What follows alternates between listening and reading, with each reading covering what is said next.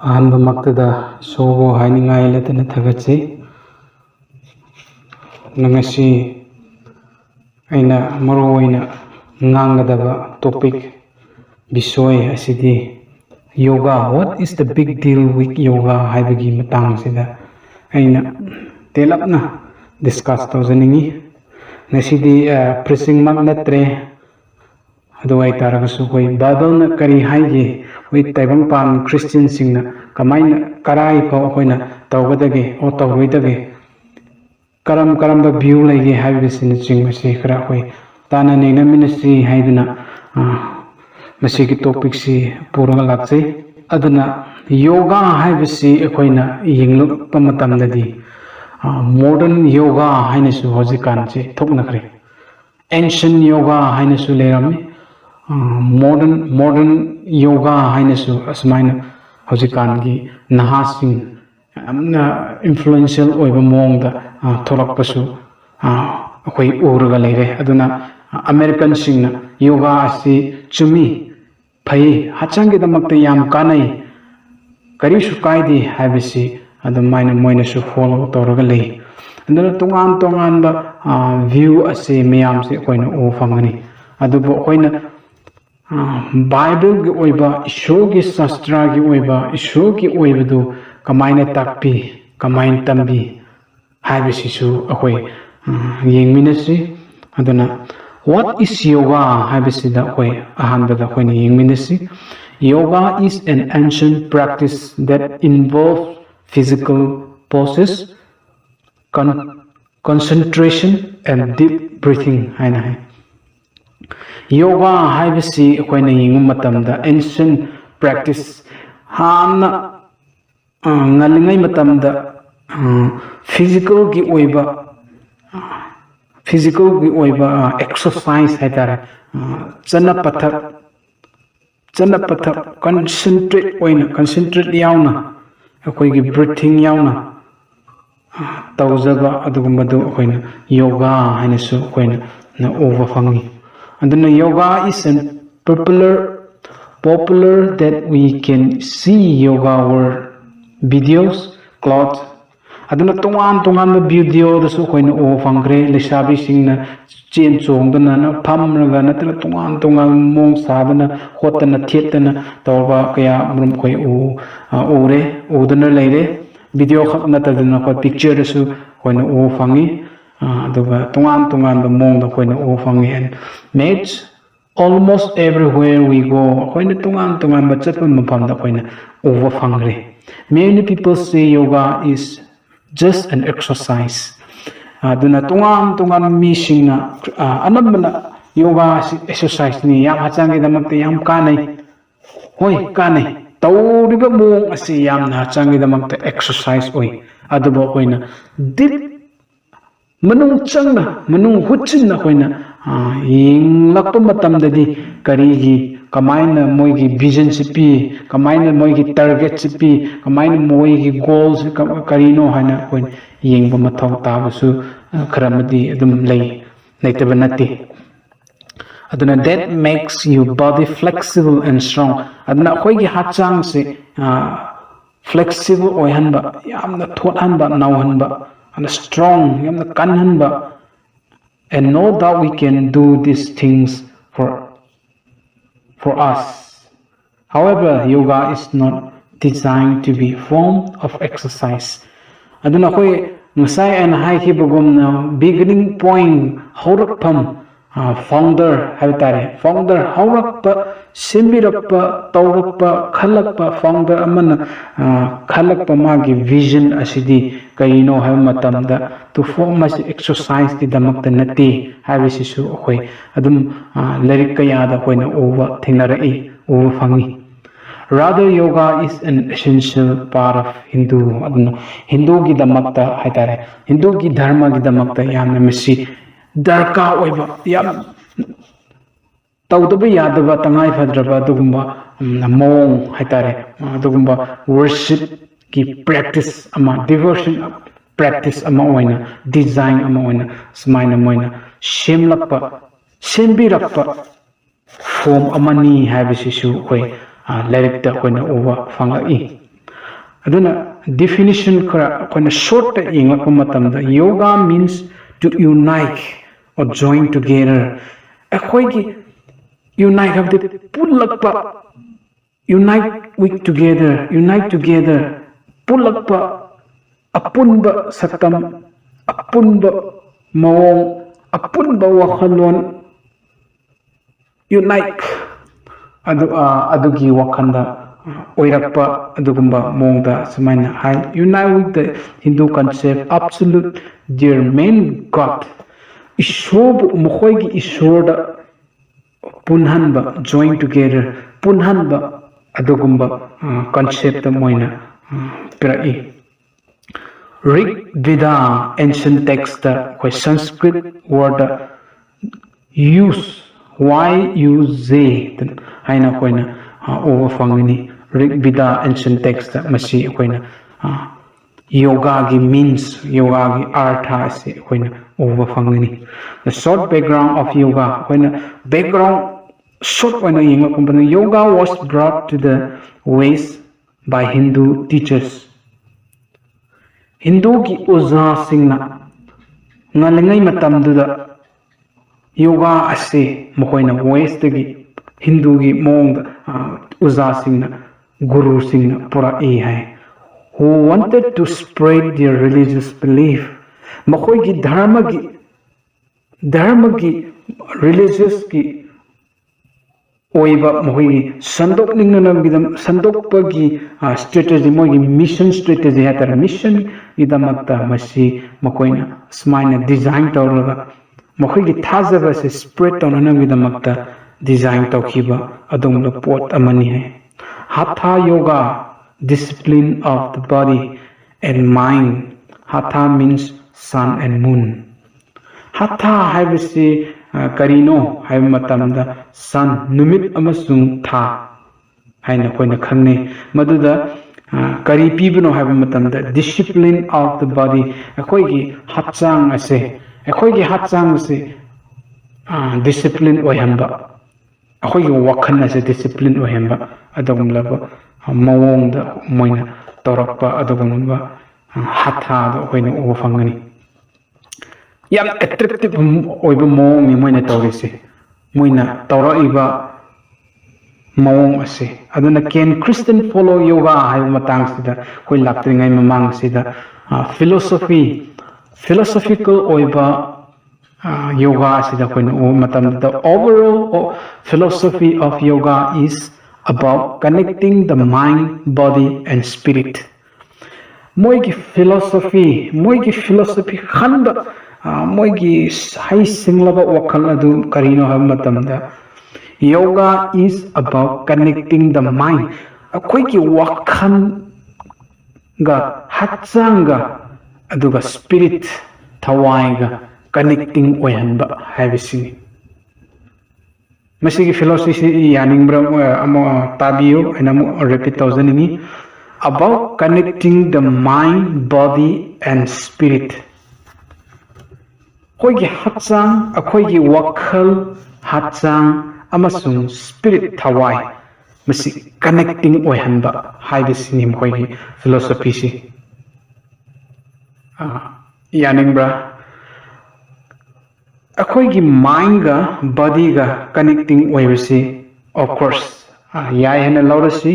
maramdi e ga wakhal ga mari khara lainaba medical tamda adugumba pot khara lei ado adum ya hena laurasi and spirit body ga spirit ase kamaina connecting tawgani haibisini spirit na tungan laibani ishona unique oina sembiba ishogi kusem ishogi kudol haitare mi oibada pibiba hapiba spirit ni adubu hatchanga spirit ga mind ga kamaina connect tawgani haibisini akoi Christian sing koina khangadaba monks adana moigi philosophy se asini aduga there are 6 branches of yoga makoigi yoga gi matang sida 6 branches mara toruk se koina over fangani kari no hatha yoga hatha sin kari no matamda physical and mental branches physical gi oiba hachang gi oiba amasung mental wakhalon gi oiba kok gi oiba adugumlaba yoga adu hatha yoga na khangni raja yoga haina khangne number aniduna meditation disciplinary steps meditation akoina isogi wahai shastra pa matamda araiba matamda discipline yauna tuminna phammaga akoidi adugumlaba kano discipline di anamna lekte koi christian singnadi akoina khangda akoidi freedom oina paningba mongda akoina comfortable oiba mongda akoina di pai adubu makoina di meditation tawba matamda disciplinary yauna madugi step to khara tawbadu raja yoga haina khangni karma yoga haina number ahum da hoina ubasi part of service free from negative thinking akoi phattaba wakhal adu manghananaba adugumla service gi lambi adu karma yoga haina khangni Jnana yoga JNANA J to silent chakada male Nana yoga about wisdom developing akoigi wisdom losing si kamaina saukhat kadagi kamaina hengat kadagi haibagi yoga asisu lay hai aduna manga subada bhakti yoga hanasu khangaba part of devotion kamaina devotion tawgani kamaina oraigani kamaina exercise tawgani kamaina yoga sapigani haibana chingbasi khoigi devotion tungan momongda tuminna phammaga khoigi hachang se tuminna minute manga turuk kumbate thethanba natraga chinghanba adugumba mong ase lei hai aduna bhakti yoga turuk subada tantra yoga part way of ritual ceremony moigi ritual oiba religious ki oiba taw dadi yadaba adugumba ritual oiba practice haidare moigi ceremony lohongbagi oiro natraga tungan bagi oiro adugumba ceremony adu tawbagi mo adu tantra yoga haibasi koina oba fangani aina samaina piriba mongse ai ngasina hairiba mong ase hai bible na kona laksage haina sum views sing definition sing hana mangjana na haibi ribni koi bible da su kari hai hai se koina christian gi lyric da su kari hai inba yabra kadai fo koina yingba yai kadai fo koina changshin ba yai tawba yabra yadaba haibisi koi bible da su hai akoi yingminasi to madu bible gi reference to latrine mamang sida can christian follow yoga haibisi koina tilab mu yingkhisi the problem is that hatha yoga is not merely a physical practice akoina khanggadaba christian singna munna thijingadaba amadi the problem is akoina hatha yoga haibisi koi physical gi practice natte haina akoina khan ningai mathau tai khangningai mathau tai magical energy kundalini haina khangnaba invisible chakras haina khangnaba process brings spiritual cleansing knowledge and understanding some of the yoga position honor Hindu gods haina khang masi mayam sing se tawriba yoga gi mawong sing se moi gi ngasai gi khoi history background da khoina thengna kare Hindu gi oja singna yoga have spread oina na gidamakta moi gi religious se moi gi dharma se spread oina na gidamakta same ki ba dongolba potsak ani strategy amani development skill ni have se koina ngasi masida su hai se honor Hindu gods moi Hindu ishor ikai khunaba utpa mawong ni have se koina taseng na koina over fangani aduna breathing techniques to breathing kamaina sor hongani habasi moigi technique pi masi khalu matam da yam attractive oi khoi Christian sing su khalu bada asya hoida masi khoi gi hachang kana na warni hacha khoi hachang si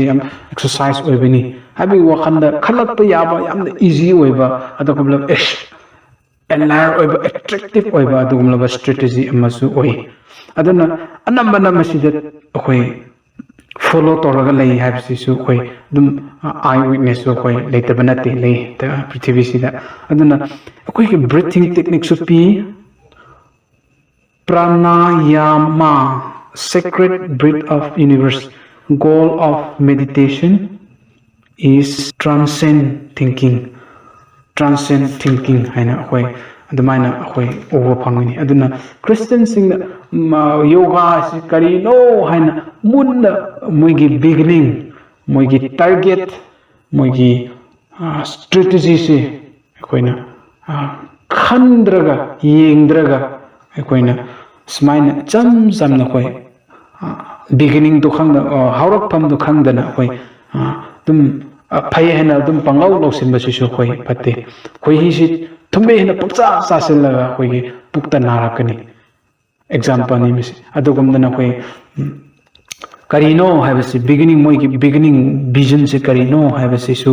khoi yengai mathau tabadi lei haina sum haiduk senigini aduna Bible verse khara koi yengmina si Matthew 11:29 da kari hai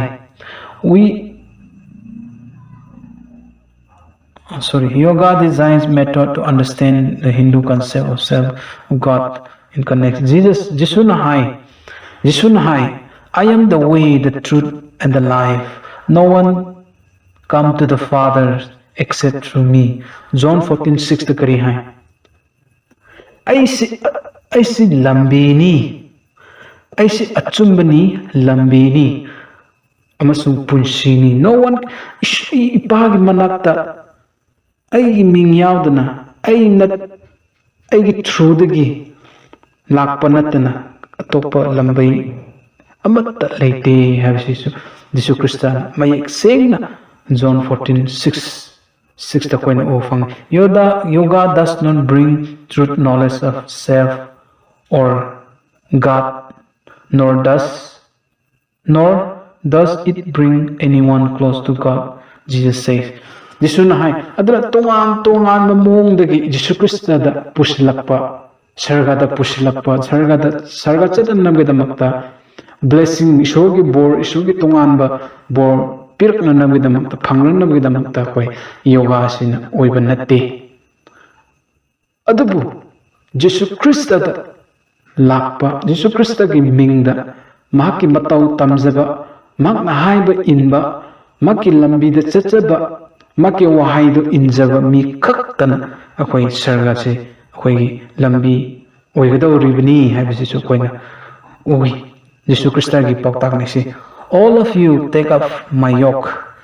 and learn from me because I am gentle and humble in heart and you will find grace for yourself Matthew 11:29 kari hai nahaki yoke san pu kana pubagi sam pubagi kana do yoke to and learn from pukhalu aduga engondagi itau tamzo aidi Ingtapamini, nolopamini, and you will find rest for yourself. Aduga ingon the changzaba mi adu na ingtaru phangani. Adu ngasai yoga lawise breathing lawba 15 minutes koi rest auraga kari theppa khotpa kana tawbusina koi meditation tawbusina koi gi knowledge lai koi gi hachang da kanai koi gi wakhal da kanai mind da koi kanai duga tunga ma koi hachang da kanai habis sing chingbase bible na kari hai madugumba nangi awaba stress oiba kana nangi burden oiba nangi stress aga wakhan gi oiba hachang gi oiba awana adugumba potplumang nangi awabdu angonda la awabani si aduga engonda gi tamzo agi wakhalgumna tamzo and you will find rest adugi engonda gi no hakse ingtaba pothaba du phangani sini Yesu Krista sangja matamda akhoi hachanggi stress oiba hachanggi kari hani nungai taba mong se akhoi ingthabdu phangani kamai phangani akhoi wa matamda ngasai pon hai race chelu hai exercise taw akhoi meditation taw akhoi kan taw adu taw ada taw yoga gamna taw hai nati adu Bible takpase Yesu Krista da changjaba Bible pahaba wakhan wa matamda ba pa hachang wa matamda koi thabak su tanganu ko waram matamda amuka pothaw nuaina pothaw matam chana matam naina pothaw matam naina thabak su tanganu humang tahalu humangam taganu haibana chingmase Bible takpiri adana khoidi as koi ware na pangthet thepa meditation taw yoga lauba duga kari tongan mong koi tawri mong se koi lei aduna masi ishona Jesu Kristana Matthew da haibse ndo pumna maktu aigi sastra aigi itung ilu aina pumna makase khoida ingthawda pibigini we are to yoke unite ko akhoi awabadu pubok awabadu koina unite ourselves to Jesus through faith. Akoigi thazabasina Jesus Christ da unite ohamba punanba. Not seek connection to another spiritual source through practices as yoga. Na tungan ay ngasay habagum tungan ba mong da strategies pura akoi spiritual gi damakta karanam gi damakta connecting oina nam gi damakta put samhana nam gi damakta koi tungan mong se pura aga thira aga koi tawsi adunate habani Jesus alone paid the penalty for our sins and opened the way to lasting peace and rest every for the koi no se Jesus Christ the khaktani koi pap ki laman khumbiba pap ki awam and the mahang khambiba Jesus Christ khaktani yoga as part of a non-Christian religions should not be blended with Christianity. Jesus said that God is spirit and those who worship him must worship in spirit. Jesus Christ Ishor ebang prithibha pumnamak pushemi ba Ishor adi spirit ni thawai ni aduna thawai da khurumba mathau tai aduna tungan ba mong da semjara ko khurumba du natte akhoi gi hachang wa matam da khurumba meditation ta bu yawala bu du natte haiba adu akhoi gi waram matam na ngasai physical gi oiro mind gi oiro knowledge gi thinking gi oiro philosophy gi oiro akhoi gi awa pumna mak Jesus Christ da pusila ko hai kamani pusila kini ngasai aina panjakre mu repeat thousandingi waram matam da thabaksu waram matam da pothaw matam naina pothaw matam chana pothaw amuka tanganu su thabaksu hachang phananam ge damakta nadanam ge damakta ana ye lakun mahi lakun ge damakta thabaksu tanganu adubu matam nan su hachang su kananam ge damakta chinja phaja saw haibin chingmasi babana tak tabanati takpiri adubu khoi tungam mong da khoi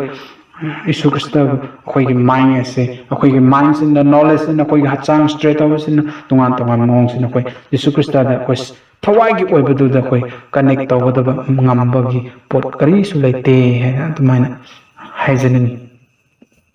In other words, how we worship and honor God is important. Our body are the temple of the Holy Spirit. 1 Corinthians chapter 6 verse 19 no kai bise ekhoi gi hachang ase iso gi temple ni aduna ekhoi gi hachang phananab gi damakta kari tawut tai aphaba chinjak ta chabut tai aphaba chinjak koina lausin bet tai thabak subut tai tandabat bathau tai pothab mathau tai matam nai ni thabak subut tai ekhoi gi hachang ase care lawn section na thama mathau tai masi khakta da ekhoi gi hachang se fana yoga de hit na koi exercise tawribni habisi koina o fangani important the temple of the Holy Ghost. Therefore how we use our bodies matter to God. We don't need yoga to find the truth about God. to akoina yoga dagi isorbu thigadabadu akoi mathau tade. Instead God promises you will search for the Lord your God and you will find him when you seek him with all your heart and all your soul.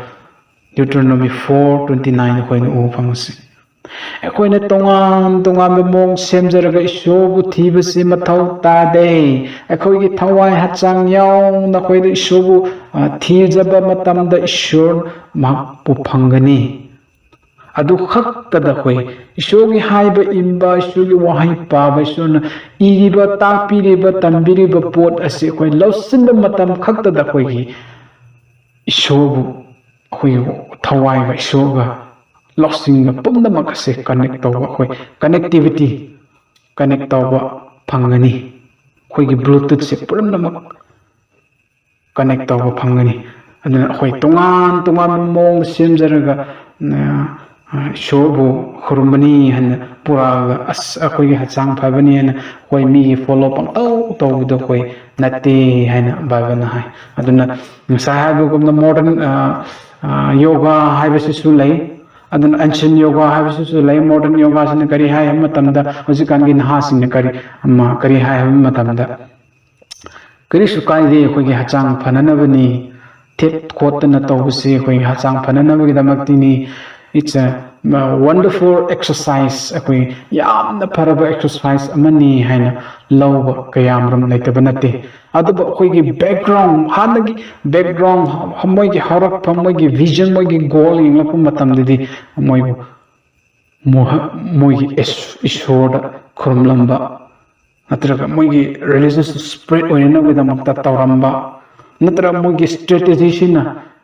moigi concept se karino hai matamda moigi knowledge spirit masung body physical ase